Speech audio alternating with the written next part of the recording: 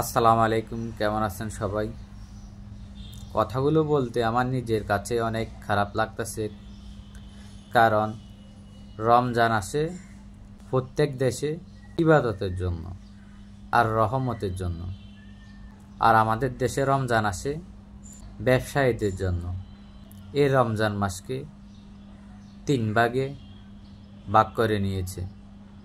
রমজান মাসের প্রথম 10 দিন নিত্য পণ্যের যারা ব্যবসা করে তাদের জন্য, কারণ তারা যেভাবে পারে তারা তাদের মতন নিত্য পণ্যের দাম বাড়িয়ে নেয় প্রথম 10 দিন।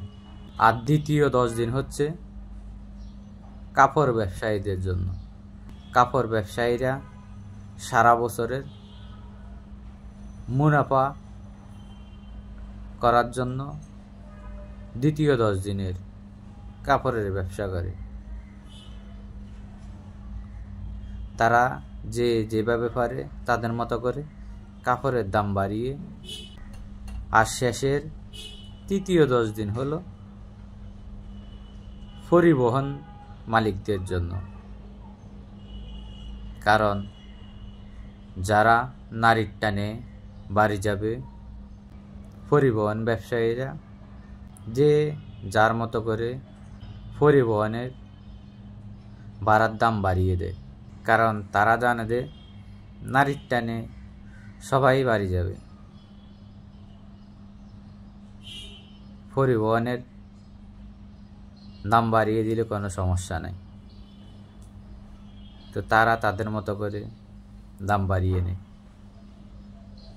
যে আমরা এমন একটা দেশে বসবাস করতেছি যে এই দেশে রমজান মাস আসলে সব কিছুর দাম বাড়িয়ে দেয়।